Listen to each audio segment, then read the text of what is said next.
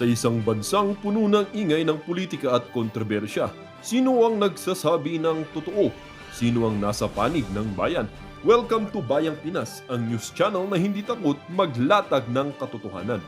Dito, pinag-uusapan natin ang mga isyong may kinalaman sa kinabukasan mo, politika, pamahalaan at ang tunay na kalagayan ng ating bansa. Hindi kami bayad, hindi kami bulag. Sa Bayang Pinas, ang boses ng mamamayan ang tunay na headline. Kaya kung sawang-sawa ka na sa mga baluktot na impormasyon at scripted na kwento, dito ka na.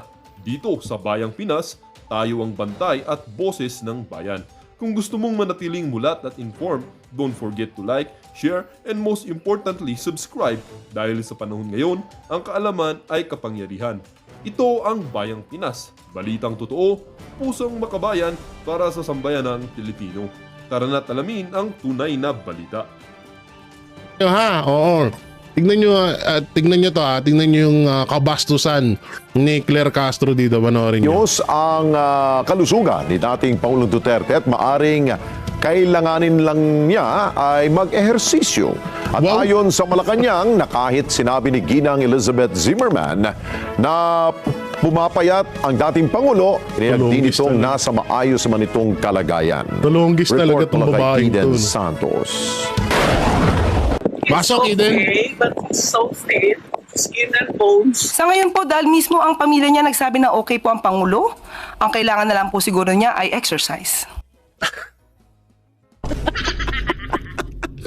Tangila mo. Tangila mo. Exercise. Tangila. 80 years old, kailangan exercise. Ha? Paano ba? Saan mag-exercise doon? Tanga ka ba? Una-una di ka pagpapawisan doon, malamig. Aturigan, attorney, boplak ang putang ina. Yan ang tugon ng Exercise. Presidential Communications Office under Ngiting-ngiti. Secretary Claire Castro. Secretary Claire Tarantado din tong net 25 day na magilawa sa mukha ni Claire Castro. Talagang ngiting-ngiti. Presidential Communications Office under Secretary Claire Castro sa kondisyong pangkalusugan ni dating Pangulong Rodrigo Duterte. Natanong sa press briefing si Castro kung nakikita ng Malacanang bilang isang dahilan ng pag-aalala ang sitwasyon ni FPRRD. Inihayag kasi ni Ginang Elizabeth Zimmerman na butot balat na ang dating Pangulo. Sa napanood po natin na pagsasalita ni Ma'am Elizabeth Zimmerman, sinabi niya na pumayat, yes, pero mukhang healthy, ayon sa kanya. Pumayat nga eh. Tarantado ka ba? Eto, nakahawaan to ng kabubuhan ng amo niya eh. At he's okay. Ang sabi pa nga daw ng dating Pangulo ay, you go home. I'm fine. I'm okay. So, at hindi na daw siya nag-take ng medicine. No?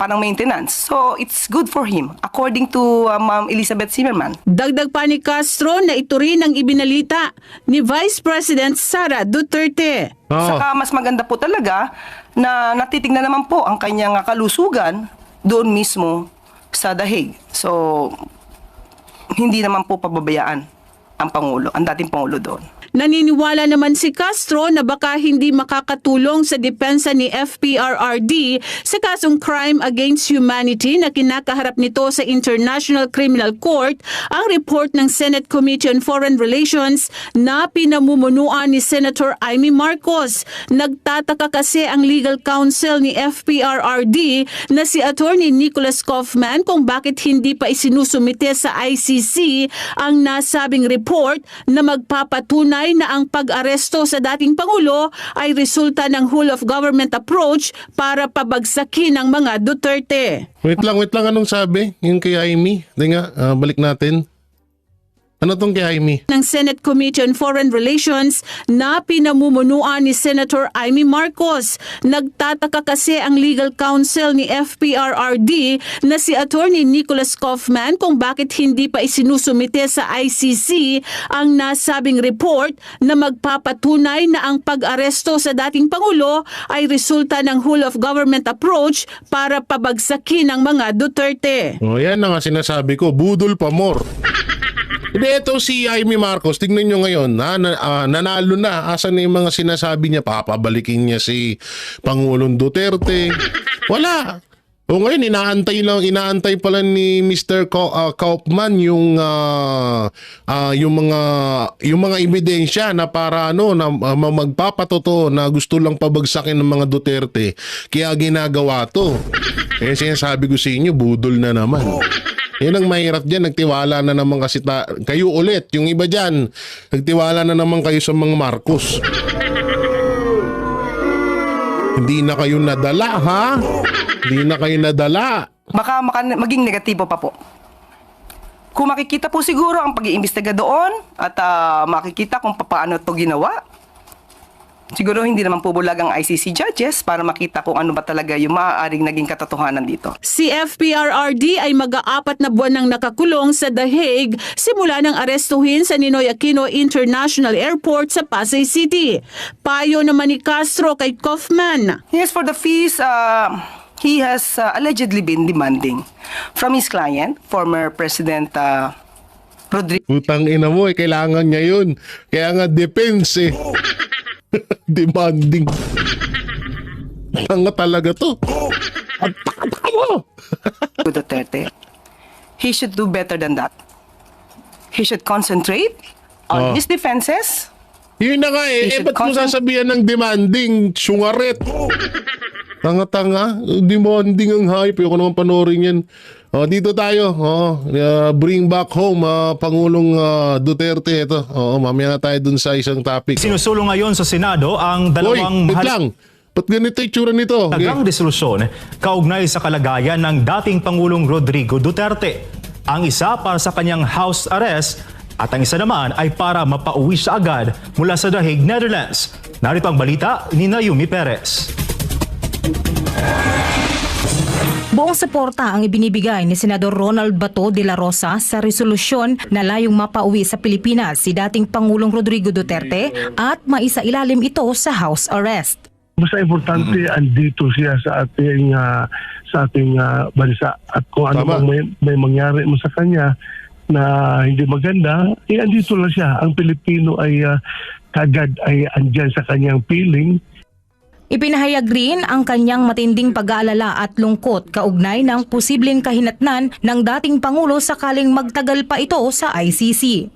So ito yung nakakabahala at lahat tayo nalulungkot kung mangyari man talaga ito na yung ating dating Pangulo na ibinuhos niya yung kanyang buong buhay sa pagsiservisyo at paghanap ng paraan para mabigyan ng magandang buhay yung bawat Pilipino. Ngayon hahayaan na lang natin na mamatay doon sa ibang bansa at sa loob pa ng kulungan at hindi makauwi dito. Nakalungkot po. Ang hirap isipin. Kaya naman hinikayat ni De La Rosa ang mga kapwa mambabatas at iba pang sangay ng pamahalaan na bigyang halaga ang resolusyon na nagsasaad ng respeto at kooperasyon sa panawagan ng Senado para sa agarang repatriation ng dating Pangulo. Bakit naman kasi si Amy pa naging leader dyan sa resolution na yan? Ang dami-dami nyo naman dyan, Senator Bato, Senator Bongo. Hindi, sige, sabihin na natin si Senator Robin. Kaya bakit si kay Amy pa kasi napunta yan? Anak ng teteng yung sinasabi ko sa inyo, nagtitiwala kayo dyan sa mga Marcos Wala na, kahit balik na rin mo mundo, mga demonyo yung mga putang inang yan. Wala nang tinatawag na kaluluwa yung mga yan. Anong matatawag mo yung mga kaluluwa yung mga hayop na yan? Biruin mo, dami-dami nilang utang na loob sa Duterte pero tinarantado pa rin nila. Ang dami nilang utang na loob kay Pastor Apollo Siki Buloy pero tinarantado pa rin nila. Ngayon, may nagsalita pang isa, si Chavit Singson. So, ang dami na nagpapatotoo na yung mga Marcos, kapag nakuha na nila yung kagustuhan nila sa isang tao, baliwala na sa kanila yan. Ganyan sila kahayop. Kaya nga, hindi na nga kailangan pagkatiwalaan yung mga hayop na yan. Sorry sa words pero totoo yun. Pangina. Ilahay mo lang joke Huwag niyo pagbitawin ng salita na hindi maganda, talagang ma-hurt kayo eh. Pakialam ko eh, kung papatay ako ni Marcos. Hindi patay, hindi condolence. Yan lang yun. Tangin lang yan, di ako tatakot sa kanila, hype sila. Pare-pares lang kaming tumatay ng mabaho. Buti sana kung amoy apusinado yung at nila, hindi naman. No, hindi kasi nakakabwisit kasi. Ba't ba kasi kailangan, tingnan mo, yun na lang pala inaantay ni Atty. Kaufman. Hanggang ngayon wala pa rin. Alam nyo, sorry, nahihinaan din kasi ako sa mga natirang mga kaalyado rito ni Pangulong Duterte.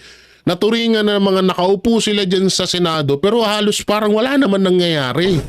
Walang nagagawa. Ano, kikilos kayo pag patay na si Pangulong Duterte, ganon? Sorry si Senator Bongo, si Senator Bato, naiintindihan natin kasi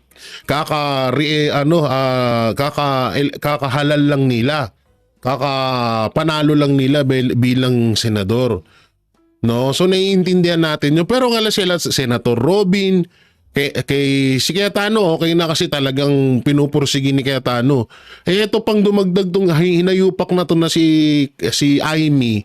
Isa pa tong hudas tong hayop na to. Bakit nyo pa kasi dyan pinagkatiwala? O tignan nyo ngayon, patagal ng patagal, antayin nyo. Kaya lang kayo kikilos pag patay na si Pangulong Duterte, ganun. Tapos sasabihin nyo, mahal na mahal kayo. Iyak-iyak kayong ganun. Pero pagdating nung araw na pwede naman yung gawin, na may mga kapangyarihan naman kayo at kayang-kaya nyong gawin, hindi nyo ginagawa. Anak ng teting na yan. Hindi, nakakabwisit lang kasi. Ang bagal kasi ng alam mo yun, ang daming mga pwede naman na nilang gawan ng paraan yan eh. No? Ano yan? Takot kayo kay Marcos, ganun. Hindi, tayo, Arnel Tukan, takot kayo kay Marcos, kaya ayaw niyong gawin. Ano yun? Tangin na kasi, ang bagal ng nyo, bagal ng proseso nyo dito sa Pilipinas eh. Kayo yung mga sila tawag dito, sila Pulong, sila Baste, naiintindihan natin yun. Ito yung mga kaalyado ni Pangulong Duterte na pwede namang gumawa ng hakbang para yung resolution niya, kung hindi ako nagkakamali, or gumawa ng hakbang para makauwi si Pangulong Duterte sa Pilipinas. Gawin nyo na. Anak ng tete, puro kayo salita, kayo so ganito, so ganyan, si Pangulong Duterte, ganito. Diba? Nakakabwisit eh. Puro dakdak. So, kung yan kung sila ay respeto sa kanilang co-equal branch of government at bibigyan nila ng weight yung sense of the Senate, then sana gagawa sila ng action according to the sense of the Senate. No? We are urging them to cause the immediate repatriation of the former president. Dagdag pa niya, hindi na raw dapat palakihin pa ang usapin sa politika, soberanya o reconciliation. Dapat anya ay unahin ang makataong konsiderasyon, lalo pat karamihan sa mga senador ay makajos, makatao at makabayan. Yun na nga yung mahirap dyan walang kumikilos nga kasi. Kung puro lang tayo salita na sana, kasi kung halimbawa puro lang kayo panawagan kay Marcos na pauwi mo na si Duterte. Matanda na yan, baka mapano doon, nyari ka sa amin, ito ganyan. Hanggang ngayon wala naman nangyayari. Tsaka hindi kayo papakinggan, demonyo nga Masama nga ugali tinatawanan lang nga kayo nun pag nagsasalita kayo about sa kanya Lahat ng mga sinasabi ngayon, lahat ng mga sinasabi ng mga senador, mga kilalang tao kay Marcos Jr., tinatawanan niya lang yan. Sanay na siya dyan ugali niya na yan Si Chavit Singson nga na pinakinabangan niya, Pastor Apollo Sikibuloy at mga Duterte, tinatawanan niya lang tinarantado niya pa nga. Diba? So kilos kasi, ang hirap kasi wala kulang sa gawa So nakikita ko, sigurado magakuha ng majority yan dahil ako tingin ko what bad will it give to the senators kung i-consider nila yung humanitarian na aspect na sitwasyon ngayon ni Pangulong Duterte. Nakalimutan na nila yung about sovereignty, about reconciliation. Ngayong lumalakas ang panawagan para sa house arrest at repatriation ni dating Pangulong Duterte, inaasahan ng ibang senador na makakakuha ito ng majority support sa Senado. Para sa kanila, ito ay hindi lamang usapin ng politika, kundi paggalang at pagiging makatao. Para sa Diyos at sa Pilipinas. Yan, dapat isulong nyo na yan. Huwag na kayong pa tagal-tagal. Kung sa totoo lang, kung nakaupo si Senator Bongo, si Marcoleta, kung pinalad nga lang, kung hindi nga lang dinaya si Pastor Apollo si Kibuloy, baka ngayon pa lang inaasikaso na nila yan. Anak ng teteng, ang tagal wala hindi ko alam. Minsan na rin ako, nabubwisit ako sa ibang kaalyado ng mga Duterte, masyadong alam mo yun, puro ngawa. Kung ako lang nasa katayuan nila, putay na paglalaban ko yan. Antimano aagarin ko yan na maipasa yan. Hindi yung kailangan pa ng parang, alam mo yun, puro drama. Pasensya na kasi napapansin ko nagiging madrama na ang nangyayari. Oo, kahit naman kaya nga ako nananawagan din ako sa mga bagong halal, Senator Bato, Bongo, Marcoleta at yung mga iba pang pwedeng kakampi ng mga Duterte. Kung talagang gusto niyo mapabalik yung tao dito, gawin niyo na, actionan niyo. Kailan kayo action pagpatay na yung tao? Huwag sanang ganun. Pasensya na kayo pero diretsuhan tayo. Samantalang ito, yung mapatungkol sa house arrest ulit ni Pangulong Duterte, na hinain na iminungkahi ni Senator Cayetano. Ito naman po yung komento ni Senator Marcoleta. Kaya ang sinusulong daw po ngayon ni Senador Alan Cayetano ay i-house arrest na lamang daw po ang Pangulong Duterte. Pero ito pala, house arrest ng imbahada natin doon sa Netherlands. Para daw po makita talaga at masubaybayan ang tunay na kalagayan ng dating Pangulong Rodrigo Duterte, Sen. Pasilidad ba naman doon? O yun nga po, ang tatanong din natin. Kung ako tatanungin mo, iuwi na lang sa Pilipinas, dito talaga. Oho. Di ba? Sususugan ko yung resolution ni Senator Cayetano. Opo. I-grant siya ng temporary release, pero dito na sa ating bansa, kahit na hindi na tayo member. Di ba? Apo, pwede ba? Kasi parang ayaw din pumayag ata nung ICC sa lahat ng request natin para sa dating Pangulong Duterte. Parang hindi nila... yun nga yung hindi ko maintindihan dyan sa ICC na yan Oho. Si Pangulong Duterte, dinemanda nyo pa lang. Opo. Hindi pa naman guilty yung tao Tama. Kaya ako medyo... Siyempre, nagkagasta-gasta, pumunta ako rin, ang layo nun. Hindi naman ako pupunta sa ganung lugar. Hindi, tama itong sinasabi ni Senator Marcoleta. Lahat nga kahit nga kay Pastor hindi, sinampahan nyo pa lang ng kaso. Hindi pa siya, ang tawag dito, hindi pa, nawala sa isip ko. O parang hindi pa siya convicted or hindi pa napapatunayan, nagsampa pa lang ng kaso, ang malupit diyan kinulong na agad. Ganun kalupit, 'di ba? Paano? Kawawa naman yung mga tao pag napatunayan na hindi talaga nila ginawa yan, o katulad nung kay Pastor. Bumaliktad yung isang witness ni Anli Virus. Ano ngayon? TY na. Ay, sorry kasi, akala kasi namin ginawa mo talaga. Tangina, yung hirap ng tao doon, di mo pwedeng suklian lang ng sorry yun. Hindi pwedeng ganun, tanginang yan. Kaya dapat, yung mga ganyang rules sa Pilipinas, mawala na, matanggal yan. Tama itong sinasabi ni Senator Marcoleta. Pakalayo, isipin mo. 16 na oras kang nasa aeroplano. Ayaw ko pa naman yung hindi ako nakakatulog sa aeroplano. Gusto mo matulog 12, sa Dubai ka muna di ba? Pagdating mo sa Dubai, may 2 oras ka pang pakuya-kuya ko ito eh. Hindi ka pa naman mga... Oo, layover Di 2 pa. hours na layover. Tapos 6 na oras. Tapos 6 na oras na naman. Pagdating mo doon, Amsterdam yun eh. Hindi naman dihig ka. Sasakay ka na naman ng siguro 1 oras bago ka makarating sa dihig. Yan itong sinasabi ni Senator Marcoleta, totoo to. Kaya yung pahirap na ginawa ni Marcos Jr. sa pamilyang Duterte, tangina talagang may balik yan. Ako naniniwala ko, hindi man ngayon, hindi man pagtapos ng termino ni Marcos, pero etong pahirap na ginawa, biruin mo biyahe, papunta doon. Wala pa sa pamilya. Kay Pangulong Duterte pa lang, sa edad niyang 80 years old, pabiyahihin mo ng 16 hours yan. Sobrang hirap nun. Tapos ngayon, yung mga anak na, pag dinadalaw nila, si Vice President Sara Duterte, si Basti Duterte, si Pulong Duterte.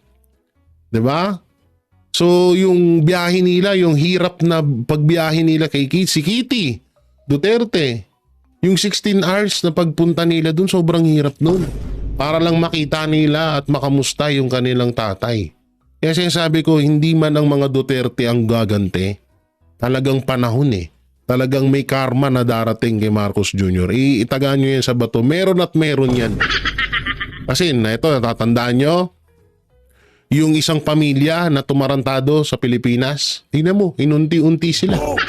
Ilan na lang natitira sa kanila ngayon? Halos yung isa malapit na rin mamatay.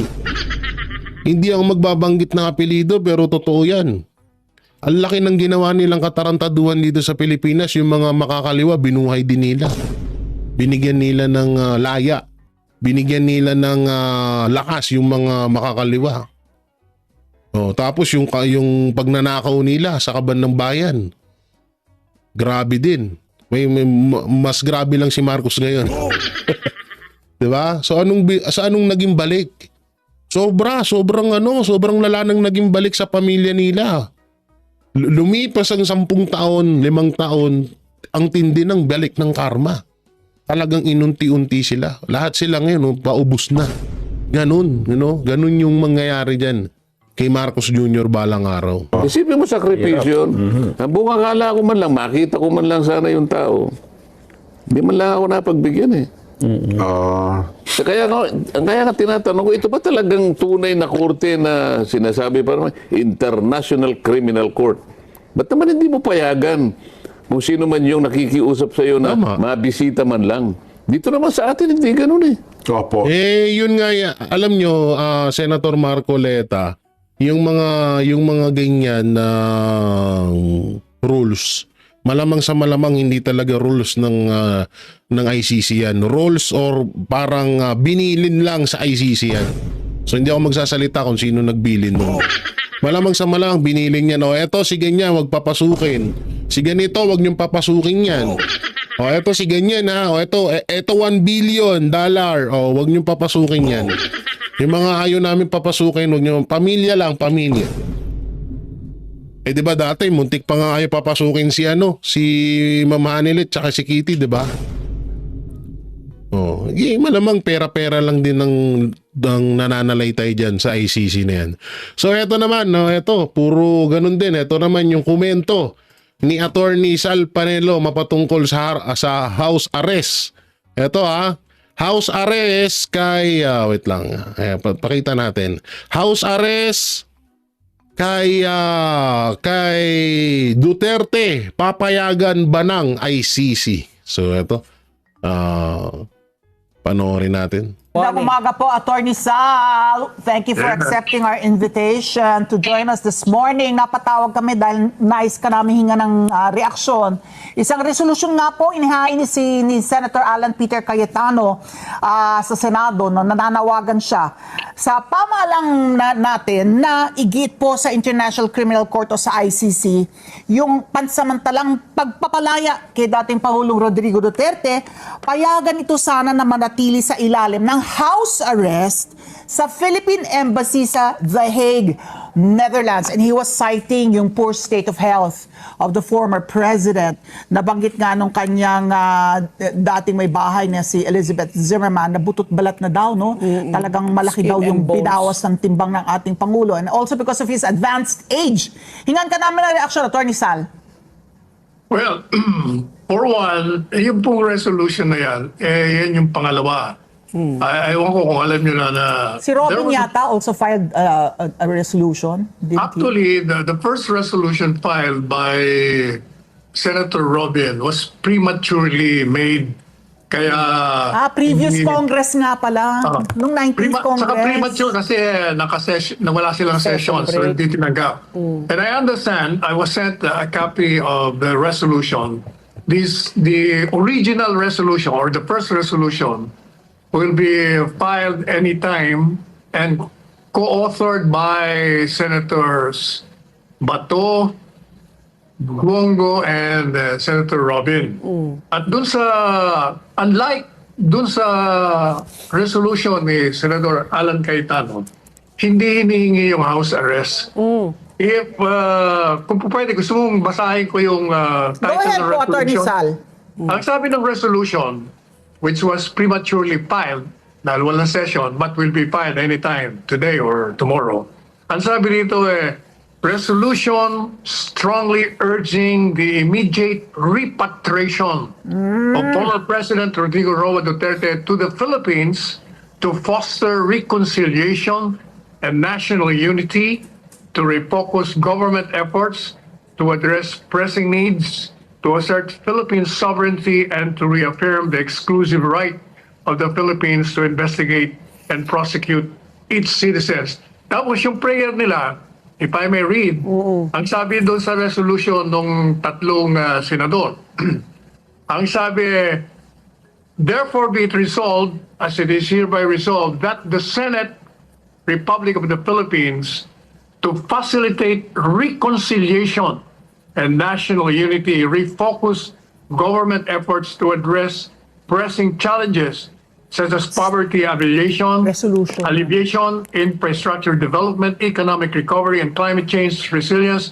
assert Philippine sovereignty, and reaffirm the exclusive right of the Philippines to investigate, prosecute, or hold accountable its citizens in accordance with its constitution and legal system, hereby strongly urges the Philippine government to secure the immediate repatriation of former President Rodrigo Roa Duterte and thereafter resume or continue investigation into crimes related to his anti-alleged drug campaigns and prosecute applicable offenses as warranted by the evidence. Resolve further that if full repatriation free from ICC jurisdiction is practicable, the Senate of the Republic of the Philippines hereby strongly urges the Philippine government to secure an ad cautelam basis and without conceding ICC jurisdiction, the interim release of former President Rodrigo Duterte to the Philippines under conditions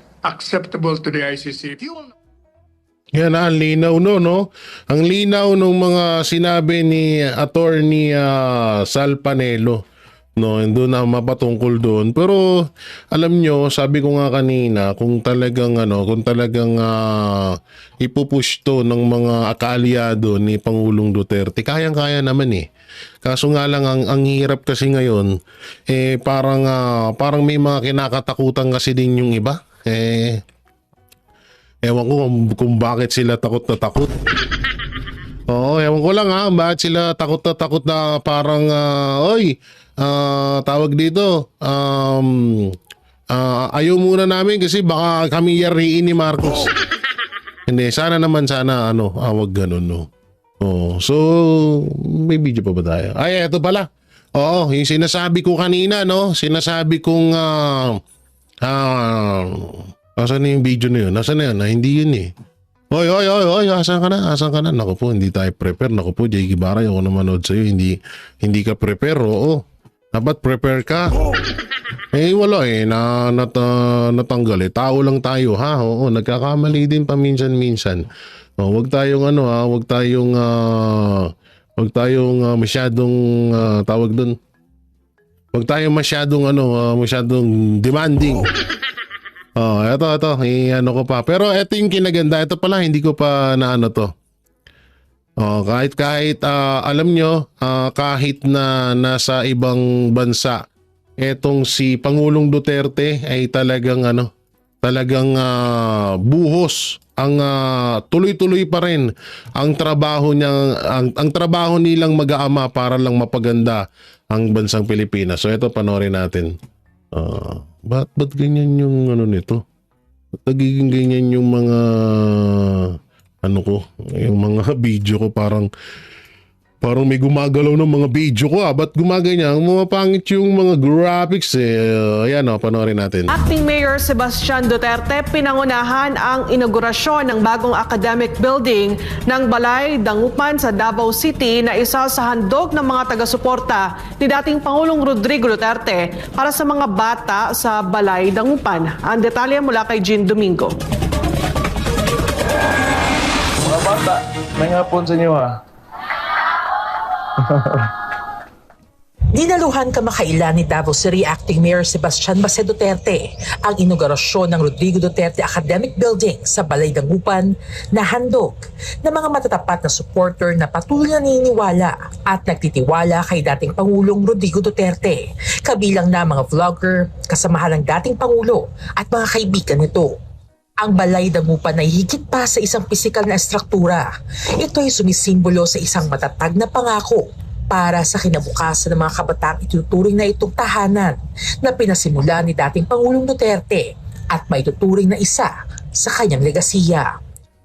Sa kanyang talumpati, magiliw na pinaalala ng nakababatang Duterte ang kahalagahan ng pagtutok ng mga bata sa kanilang pag-aaral upang makamit ang kanilang mga pangarap. Isa may gusto mahimong Dr. Dre. Engineer. Wala engineer dahil usa. Abogado. Dancer. Dancer. Model. Wala. Mayor. Vice Mayor. Konsihal. Ingonan ni na bisag unsa inyohang gusto ug magtuon mo na ay unod ang inyong huna-huna, pwede ninyong buhaton. So paningkamot mo, pwede kunya pag-abot gawin. yan is panahon. Makitang ko ninyo ba? Kitang ko ninyo, nga naglisod mo nga, ilinanglan ninyo pag-enroll pa sa pagtuon na magtaron, pakita ikugrado ninyo. Kaya ako'y mugasto, librehon ta mo eskwela. Inihayag dito ang pagsuporta sa mga pangarap ng mga kabataang muling nabigyang pag-asa na ituturing na tahanan ang Bahay Dangupan. Sultihin mi sa unsa inyong gibati para kay kami may ginikanan ninyo o wala sila. So timanin ninyo, samtang wala mo sa inyong mga ginikanan, ako ang inyong ikaduhang papa. Okay na sa inyo Galing ni Basti talaga, no? So, ayun lang mo kagool. Importante, ang amo ang ikuandari, ginasiguro nga malipay mo. So, kana pagtuon lang mo, kaya kung gusto makita pohon, nga makaginhawa po mo sa kinabuhi. Samantala, matapos sa mga balita na pagbaba ng timbang o pagpayat ng kanyang ama, ito naging pahayag ni Mayor Baste Duterte. Medyo may katotohanan yung tatay ko, may mga habilin na mga sinasabi. Pero I just want to tell you that hindi naman talaga natin alam kung ano mangyayari. We have a trial this September. Gusto ko para... Bro, alam nyo kung tayo nga, sobra tayo nasasaktan sa mga nangyari kay Pangulong Duterte. Believe din ako sa mga anak niya dahil sobrang tibay ho nila. Kasi kung sa akin to, tangina, hindi ko hayaan na ganyanin yung magulang. May ikipagpatayan talaga ako. Pero believe ako sa kanila dahil napakahaba ng pasensya at hindi nadaan pa rin nila sa tamang proseso. Sa inyo na you should remain optimistic. Kasi hindi pwede yung padrino natin nandoon tapos tayo mahina dito. So we have to remain optimistic because for sure, to honor all the things that he did for this country is to pick ourselves up and do it harder than he did. Dagdag pa nito para sa lahat ng naniniwala sa kanyang ama na huwag sumuko, maging malakas at ipaglaban ang bayan. Because most often the things that you do, lalo na sinimulan mo sa mga pangit na bagay, it will most likely end up in pangit din. So ito si PRD, may sinimulan siyang magandang bagay. Totoo yun. Something that we can, nurture and take care of and make it grow. It's only a seed that he planted in all of us. Na pwede na to i-nurture, take care of it, and someday it will grow into a tree and immortalize his legacy. Grabe yun, palakpakan natin. Ganda nung sinabi ni Basti na yun. Parang ano lang yan katulad nga niyan, diba? Kung ano yung tinanim mo, yun yung magiging bunga. Nagtanim ka ng kasamaan, masama din ang bunga niyan. Si Pangulong Duterte nagtanim ng kabutihan din ang naging bunga. Tignan nyo naman kung gaano siya kamahal ng mga Pilipino, diba? Yan nga yung pinaka maling ginawa at desisyon ng mga Marcos. Dahil yung panahon ng kanilang ama, kinamuhian talaga ng mga Pilipino si Ferdinand Marcos Sr. Nakakala natin, pagbalik ni Marcos Jr. bilang presidente ng Pilipinas, itutuwid niya lahat yun or lilinisin niya yung mga maling haka-haka sa ama niya o sa pamilya nila.